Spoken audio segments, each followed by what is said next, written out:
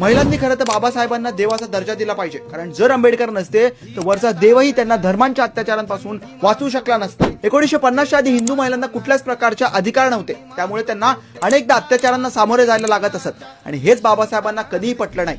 म्हणूनच बाबासाहेबांनी एक निर्णय घेतला की एक कायदा आणायचा आणि त्या कायद्याचं नाव होतं हिंदू कोड बिल. या कायद्याअंतर्गत महिलांना प्रॉपर्टीमध्ये समान हिस्सेदारी असेल, घटस्फोटाचा अधिकार असेल किंवा असे अनेक अधिकार प्राप्त झाले ज्यामुळे आज महिला या समाजामध्ये वर मान करून चालू शकतात. या कायद्याला अनेक लोक विरोध करत होती, कारण हा कायदा धर्माच्या विरोधात जायचा असं त्यांचं म्हणणं होतं. बाबासाहेबांनी एकही मिनिटाचा विचार न करता आपला राजीनामा द्यायचं ठरवलं. मित्रांनो, मला आज एक मंत्री असा शोधून दाखवा जो कुठल्याही गोष्टीसाठी त्वरित राजीनामा देतो. मित्रांनो, इकडे तर त्या लोकांच्या कॅसेट बाहेर आल्या किंवा या लोकांचे व्हिडिओ बाहेर आले, तरी देखील राजीनामा देताना 10 वेळा हे लोक विचार करतात, पब्लिक प्रेशरची वाट बघतात आणि तेव्हाच लाजकाचं का व्हायना राजीनामा देतात.